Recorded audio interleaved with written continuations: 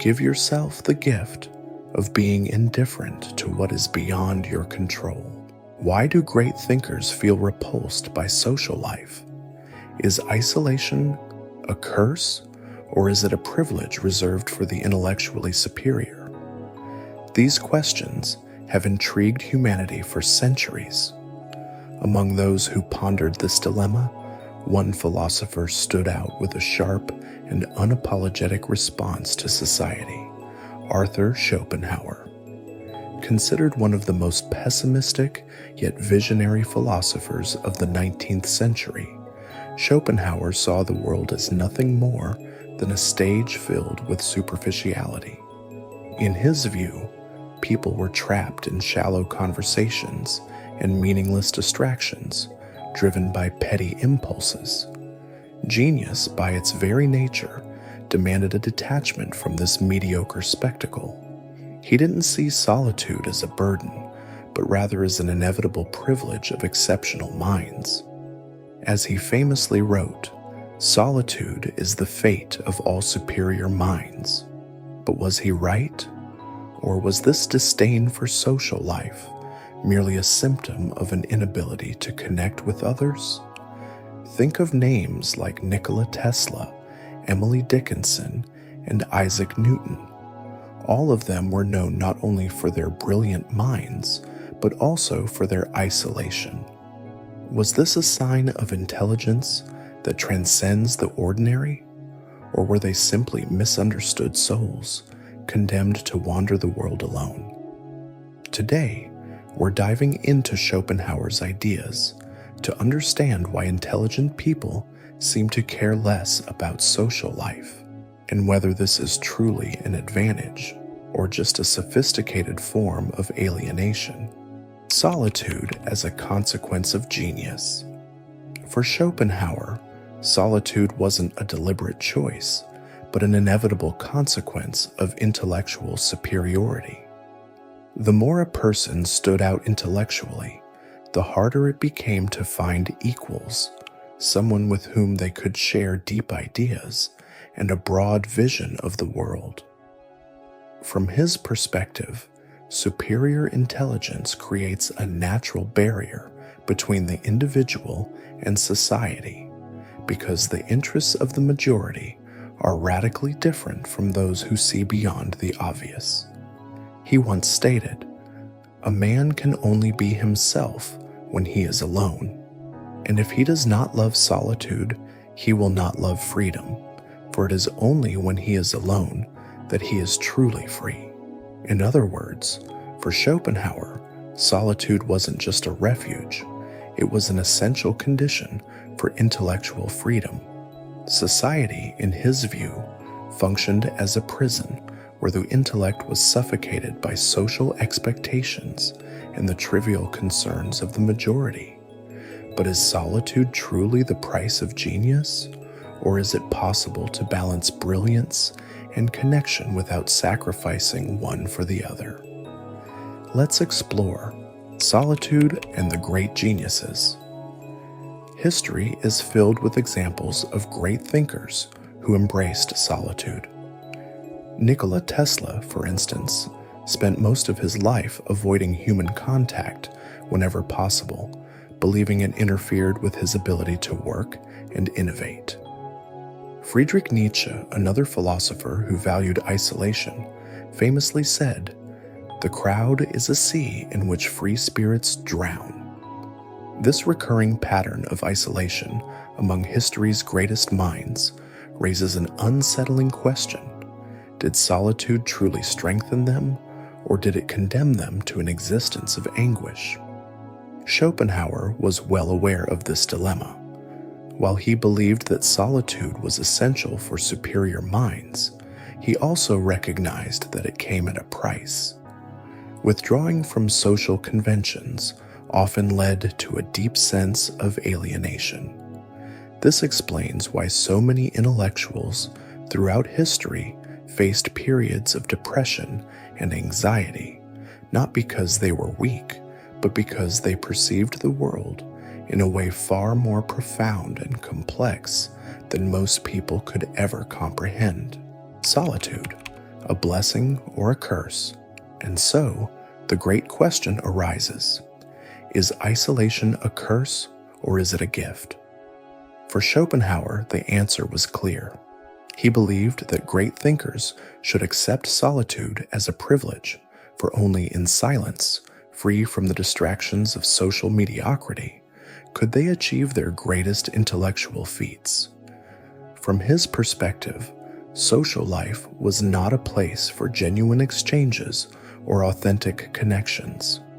On the contrary, he saw it as a burden, an obstacle for those seeking to understand the world on a deeper level.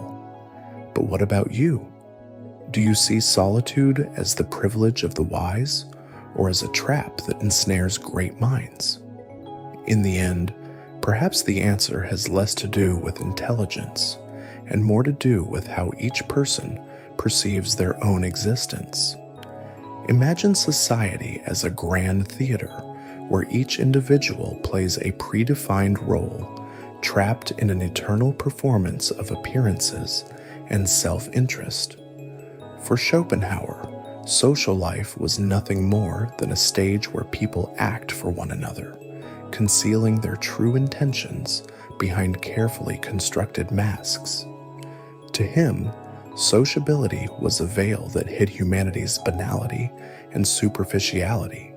This dark view of society was deeply connected to his masterpiece, The World as Will and Representation. In it, Schopenhauer argued that everything we perceive is nothing more than a projection of our own minds. Social life, in his eyes, was just an illusion, a spectacle designed to distract people from true self-knowledge and the deeper essence of the world. He saw most people as prisoners of trivial concerns, status, gossip, petty struggles for power and recognition. In his conception, the average human being was a slave to the will, that blind, irrational force governing our actions and keeping us trapped in an endless cycle of desires. The search for social validation, therefore, was nothing more than a symptom of this uncontrollable will, a relentless pursuit of something that could never truly be attained. But Schopenhauer was not alone in his critique. Other great thinkers also expressed their contempt for society's superficiality. Nietzsche, for example, stated, "Convictions are more dangerous enemies of truth than lies." This highlights how people cling to comforting illusions rather than confront reality with brutal honesty. This conflict between the pursuit of knowledge and the demands of social life created an unbridgeable gap. The thinker was doomed to isolation, but solitude came with a cost. It could lead to disenchantment, apathy, and even disdain for the outside world. Schopenhauer understood this reality all too well. He warned that for those capable of seeing beyond society's illusions, only one path remained: accepting this harsh truth and learning to live with it. But how does this isolation manifest in daily life? Why do those with intellectual superiority often feel frustrated by social interactions? Schopenhauer did not hold back in describing his view of humanity. To him, most people were guided by superficial and self-serving interests, lacking any inclination for deep contemplation or profound thought. This created an inevitable divide between intellectual elites and the distracted masses. Mediocrity recognizes only itself, while genius sees mediocrity everywhere but remains hopelessly alone. So, is solitude the price of genius? Or is there a way to bridge the gap between brilliance and human connection? The answer, perhaps, lies not in society, but in how each great mind chooses to navigate it. Intellectual isolation and the great thinkers. This intellectual isolation occurs because the true thinker seeks to understand the world in its depth, while the majority is preoccupied with trivialities like status and fleeting entertainment. The genius immerses themselves in the mysteries of existence, but when they attempt to share their ideas, they are often met with indifference or misunderstanding. This explains why so many great thinkers have felt frustrated with society. Schopenhauer himself despised interacting with ordinary people, believing that mediocrity suffocated the brilliance of the few. This idea resonates with Voltaire's famous quote, "The secret of being a bore is to tell everything." The problem is not just a communication gap, but a fundamental difference in interests. While the genius seeks universal truths, the majority is satisfied with momentary pleasures. For Schopenhauer, this conflict was inevitable, making social life a burden for those with an elevated mind. Isolation, therefore, was not just a choice for geniuses, it was a consequence imposed by society itself. Great minds have always been rejected by the common mindset. Innovative thinking, by its very nature, provokes discomfort and resistance. Nietzsche called this phenomenon the resentment of mediocrity, the tendency of the majority to despise and attack what they do not understand or what makes them feel inferior. Thus, the genius does not merely withdraw from society, they are also pushed away by the world's hostility. The loneliness of the thinker, a curse or a gift. This forced detachment inevitably leads to a sense of alienation, a disillusionment with social life. And in the face of this dilemma, a crucial question arises. If the world is hostile to great thinkers, how should they navigate this reality? Schopenhauer believed that the answer was not to try to fit into society, but rather to accept and cultivate solitude as a refuge for thought and contemplation. For him, solitude was both a destiny and a choice.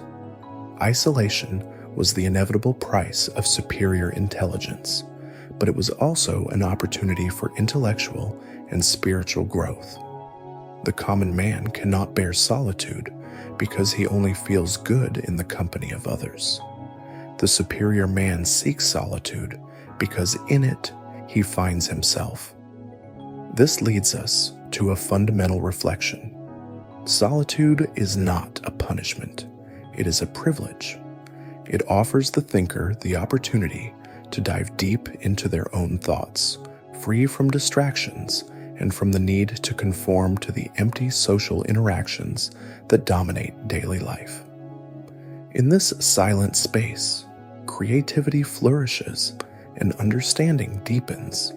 It's no coincidence that many of the greatest thinkers, scientists, and artists in history made solitude their inseparable companion.